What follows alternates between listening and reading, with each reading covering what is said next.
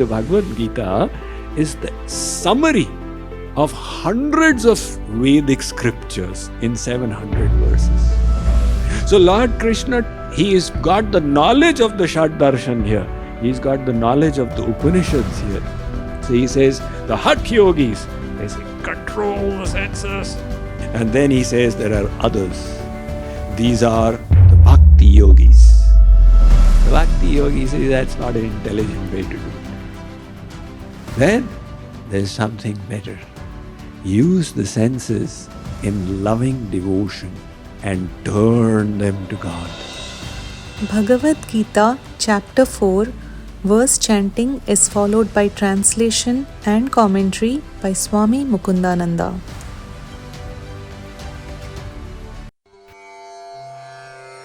श्रोत्रादीनीन्द्रियाण्यन्ये संयमाग्निषु जुह्वति शब्दादीन् विषयानन्य इन्द्रियाग्निषु जुह्वति. Others offer hearing and other senses in the sacrificial fire of restraint. Still others offer sound and other objects of the senses as sacrifice in the fire of the senses. So Sri Krishna says that some people, they offer the objects of the senses in the fire of self-control. Fire is a unique element. It is pure. And whatever you assign to it, fire purifies that as well. It consigns it to ashes. So, this fire out here is symbolic. It is the fire of self-restraint. Some people in that fire of self-abnegation, they control the senses. Because everybody realizes that these senses, they make a fool out of us.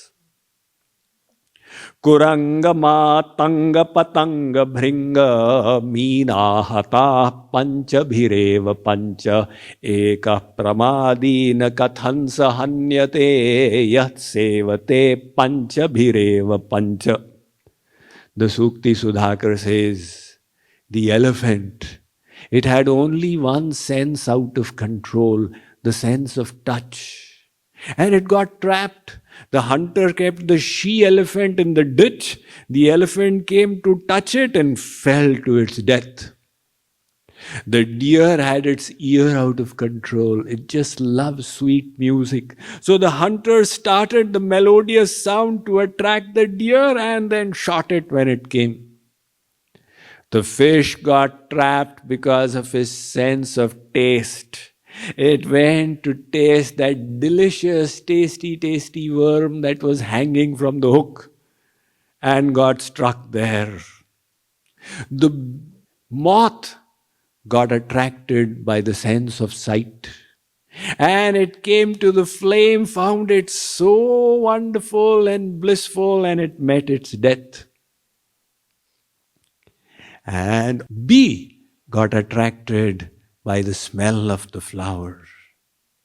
So it came to sit on the flower. The sun was setting.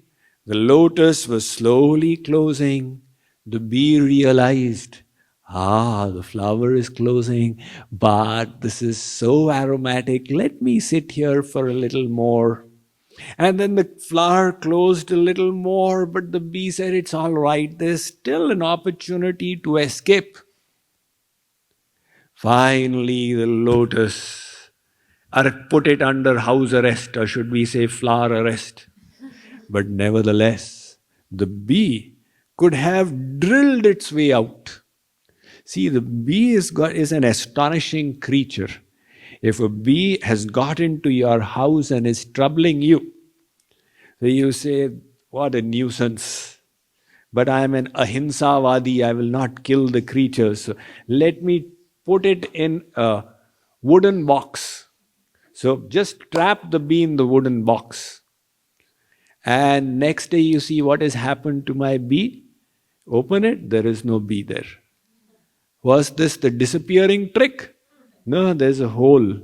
The bee has gone out of it. Who made the hole? The bee made the hole.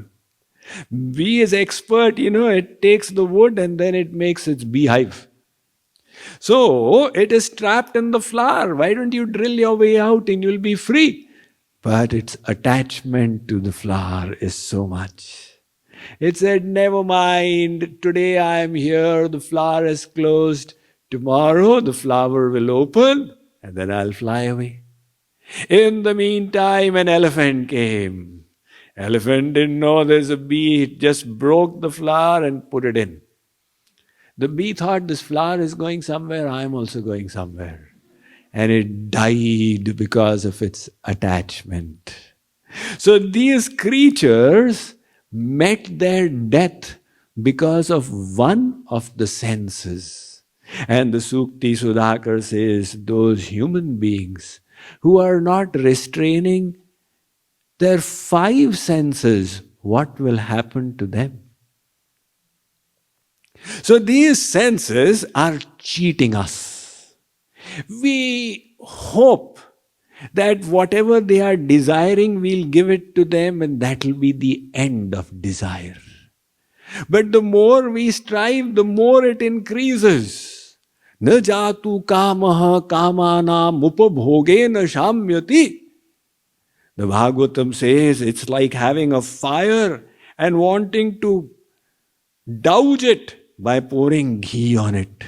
The more ghee you pour, the more the fire gets enflamed. That is why the objects of the senses, which seem so attractive, are actually madhur vish, sweet poison. That fly saw the honey there and came to sit on it. So tasty. But the honey turned out to be its death. So some people who realize the reality of these deceiving senses, they strive to control them. But then, now this is Hatha Yoga that Lord Krishna is talking about. You see, the Bhagavad Gita is the summary of hundreds of Vedic scriptures in 700 verses. So Lord Krishna talks about the Shad Darshan.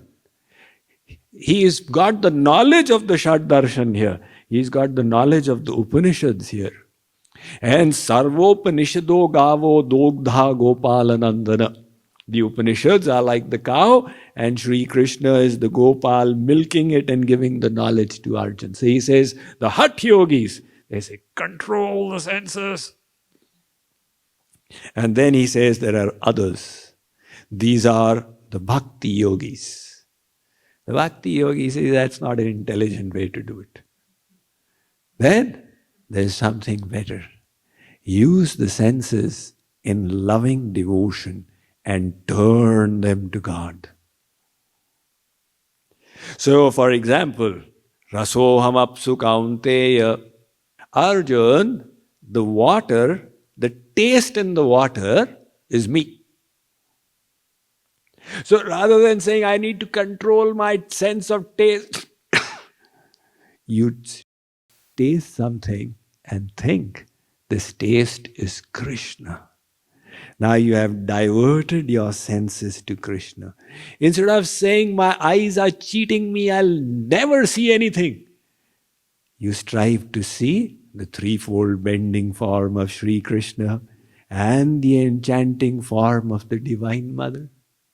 So first use the senses to grasp divine objects.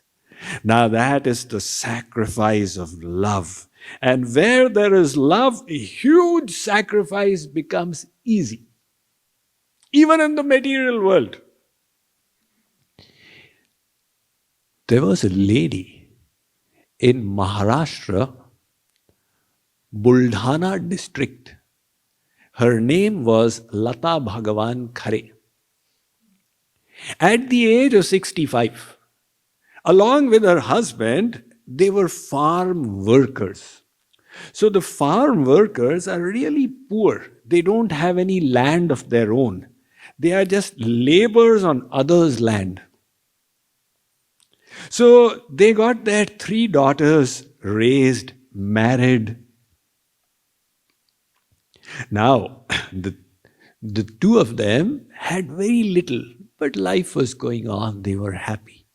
Until the twist happened, as it invariably does. And the husband started falling sick. Until she became nervous. So she tried various things that she knew, some kinds of herbs, etc. But nothing was working. And then people advised her that, look, this is a serious matter. She went and showed it to the doctor in the nearby town. He said, this is beyond my scope. You must take him to Baramati, the big hospital there. She did not have money for that. So she went around begging and raised enough money to go there. And along with her husband, the 2 of them, practically illiterate villagers, they went into the hospital and they didn't know what to do because they've never come into such a flashy building before. But asking and mustering up the courage, they managed to find their way. She paid the fees to see the doctor. And when the doctor looked, he wrote a battery of tests. You need to get this test done. That made Lata's heart sink. She went out with her husband looking at the list because she had already spent her money in the doctor's fees. Now what to do? She decided that we'll just have to go back to our village. They went out of the hospital. They were hungry. They didn't have money to eat in the hospital canteen. So, outside the hospitals are these shanties where you get fast foods, cheap fast foods. There's somebody was making samosas, a thelawala. So she ordered samosas. He placed the samosas in a newspaper slip. And there she read the headline. Prize money available for Baramati Marathon, rupees 5,000. She said, what? There's a chance to win 5,000?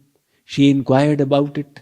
So the shopkeeper said, there's a race that happens and it's going to happen tomorrow. She had never run in her life. She had never participated in any races. Grown up in a very poor environment. Nevertheless, she reached there. And people were there in all their swanky attires with the best kind of shoes that they could have, all set for this grueling event. And one grandmother reaches there in her Maharashtrian style sari. And she told them that I wish to participate. They laughed her off, but she was persistent. And finally, they had to let go after 1 hour. They said, all right, Mataji, you run. Now, when the race started, she just lifted her sari and she started running. And her slippers, they gave way. So then she started running barefoot. And her feet were bleeding, but she was running ahead of all the rest. And she ran the race, the only race she had ever run, until she landed up winning the marathon. And it was reached sensational. All the newspapers of the world covered the event. The grandmother wins Baramati Marathon. She got the 5,000 rupees. And reporters came and asked her that, did you practice? She said, practice? This is the first time I've run. So with the help of that money, she treated her husband. And subsequently, she participated in it for 2 more years. Because the prize money was helping her cure her husband and some other family members as well. So they asked, what was the motivation? She said, I did it only because I wanted to help my husband. This was the motivation of love. Now, love towards a worldly spouse is huge, but towards the divine beloved is many-fold more. So when your motivation is that divine love, imagine the intensity of the sacrifice you can make. And this is the sacrifice of devotion that Lord Krishna talks about in the second line. So the first line was Hatha Yoga, the second is Bhakti Yoga. The devotee says, I will use my eyes only to see my Lord. I will use my tongue only to taste Radha Krishna Prasad. I will enjoy with my ears only the sweet melodious bhajans that are sung by the devotees. And this is another form of sacrifice.